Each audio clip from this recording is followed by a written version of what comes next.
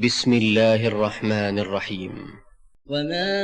أرسلنا قبلك إلا رجالا نوحي إليهم فاسألوا أهل الذكر إن كنتم لا تعلمون. السلام علیکم ورحمۃ اللہ وبرکاتہ۔ محترم ناظرین، آج آپ کے مسائل اور ان کے حل کے سلسلے میں ہم آپ کے سامنے تیسرا سوال لے کر آئے ہیں، اور یہ سوال مسئلہ تقدیر کے حوالے سے پوچھا گیا ہے۔ سوال ہے کہ اللہ تعالیٰ نے جب سب کچھ لکھ دیا ہے کہ انسان دنیا میں جا کر یہ کام کرے گا، نیک بخت ہوگا یا بدبخت، جنتی ہوگا یا جہنمی، تو اس میں ہمارا کیا قصور ہے؟ جب کوئی برا کام کسی کے مقدر میں لکھا ہے تو اسے پھر سزا کیوں دی جائے گی؟ قرآن و سنت کی روشنی میں جواب تحریر فرمائیں۔ اور گجرانوالہ سے ایک سائل نے یہ سوال کیا ہے، تو اس کا جواب میں شیخ محترم فرماتے ہیں کہ مسئلہ تقدیر ان مسائل میں سے ہے جن کے متعلق بحث و تمحیص کرنا شرعاً منع ہے، کیونکہ اس کے متعلق بحث و تکرار سے اجر کی محرومی، بدعملی اور ضلالت کے سوا کچھ حاصل نہیں ہے۔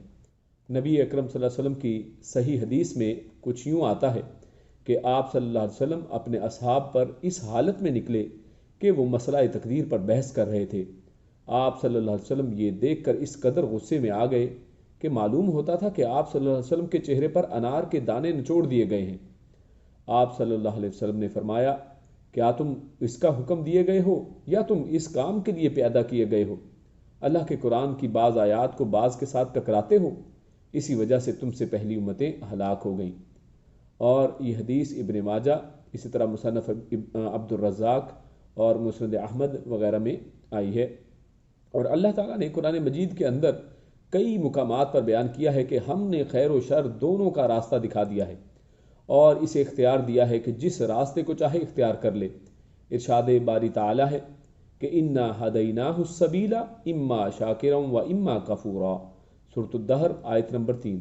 کہ ہم نے اس کو راستہ دکھا دیا ہے، خواہ وہ شکر گزار بنے یا ناشکرا۔ ایک اور مقام پر فرمایا کہ وہدیناہ النجدین، سورۃ البلد آیت نمبر 10، کہ ہم نے اسے دونوں راستے دکھا دیے ہیں۔ ان آیات سے معلوم ہوتا ہے کہ اللہ تعالیٰ نے انسان کو خیر و شر کے دونوں راستے دکھا دیے ہیں اور اسے عقل و شعور دیا ہے کہ اپنے لیے ان دونوں راستوں میں سے جو صحیح راستہ ہے اختیار کر لے۔ اگر انسان سیدھے یعنی خیر و برکت والے راستے کو اختیار کرے گا تو جنت میں داخل ہو جائے گا اور جہنم کے دردناک عذاب سے اپنے آپ کو بچا لے گا، اور اگر راہ راست کو ترک کر کے ضلالت اور گمراہی اور شیطانی راہ پر گامزن ہوگا تو جہنم کی آگ میں داخل ہوگا۔ اللہ تعالیٰ نے جو تقدیر لکھی ہے اس نے اپنے علم کی بنیاد پر لکھی،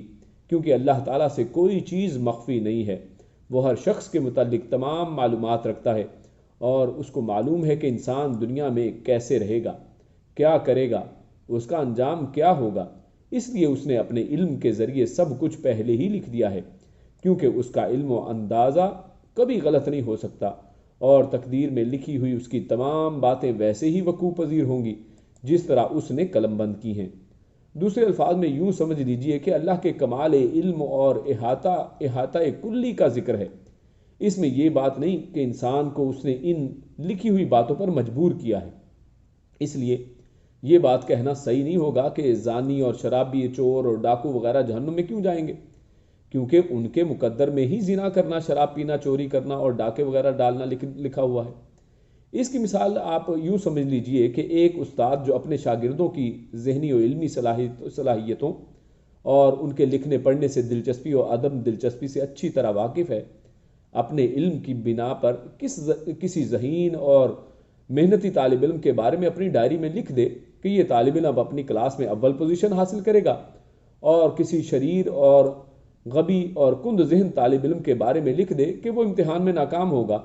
اور کند ذہن اور لائق طالب علم دونوں کو کلاس میں برابر محنت کرائے اور اکٹھا انہیں سمجھائے، لیکن جب امتحان ہو اور ذہین و لائق طالب علم اچھے نمبر حاصل کر کے اول پوزیشن حاصل کر لے اور کند ذہن طالب علم ناکام ہو جائے، تو کیا یہ کہنا صحیح ہوگا کہ لائق طالب علم اس لیے کامیاب ہوا کہ استاد نے پہلے ہی اپنی ڈائری میں اسی کے متعلق لکھ دیا تھا کہ وہ اول پوزیشن حاصل کر لے گا، اور کند ذہن اس لیے فیل ہوا کہ اس کے متعلق استاد نے پہلے ہی لکھ دیا تھا کہ وہ فیل اور ناکام ہوگا؟ لہٰذا اس بیچارے کا کیا قصور اور گناہ ہے؟ یقیناً سمجھدار انسان یہ نہیں کہے گا کہ اس میں استاد کا قصور ہے، اس لیے کہ اس میں استاد کی غلطی نہیں ہے، کیونکہ وہ دونوں کو برابر سمجھاتا رہا کہ امتحان قریب ہیں، محنت کر لو ورنہ فیل ہو جاؤ گے۔ استاد کی ہدایت کے مطابق لائق اور ذہین طالب علم نے محنت کی، اور نالائق اور شریر طالب علم اپنی بری عادات میں مشغول رہا اور اپنا وقت کھیل کود اور شرارتوں میں صرف کر دیا۔ اسی طرح اللہ تعالیٰ جس کا علم بلا شبہ پوری کائنات سے زیادہ اکمل اور اتم ہے، اس سے کوئی چیز مخفی اور پوشیدہ نہیں ہے۔ اس نے اپنے کامل علم کی بنا پر ہر انسان کے دنیا میں آنے سے قبل ہی لکھ دیا ہے کہ یہ بدبخت ہوگا یا نیک بخت ہوگا، جنتی ہوگا یا جہنمی ہوگا، مگر ان سے اختیارات اور عقل و شعور سلب نہیں کرتا، بلکہ ان کی رہنمائی کرتے ہوئے اچھے اور برے راستوں میں فرق اپنے انبیاء اور رسل علیہ السلام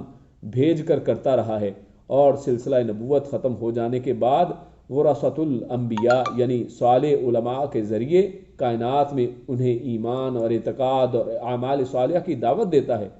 کفر و شرک، معصیت اور گناہ سے منع کرتا ہے، جہنم کے عذاب اور حساب و کتاب اور قیامت کی ہولناکیوں سے ڈراتا ہے۔ ان تمام احکامات کے باوجود جب کافر اپنے کفر اور طغیان پر اڑا رہتا ہے، فاسق اپنے فسق و فجور سے توبہ نہیں کرتا، تو اس کے ان برے اعمال پر اگر اللہ تعالیٰ اس کو سزا دے تو اس میں اعتراض کی کیا بات ہے؟ یہ تو عین عدل و انصاف ہے، اور اس کے برخلاف نیک و بد اور کافر و مومن سب کے ساتھ ایک جیسا سلوک کرنا عین ظلم و ناانصافی ہے۔ اور اسی پر آج کا ہمارا یہ سوال اور اس کا جواب وہ اختتام پذیر ہوا۔ انشاءاللہ کل ایک نئے سوال کے ساتھ اور ایک اس کے جواب کے ساتھ آپ کے سامنے پیش خدمت ہوں گے۔ اللہ رب العزت سے دعا ہے کہ جو کہا سنا اس پر عمل کرنے کی توفیق عطا فرمائے۔ السلام علیکم ورحمۃ اللہ وبرکاتہ۔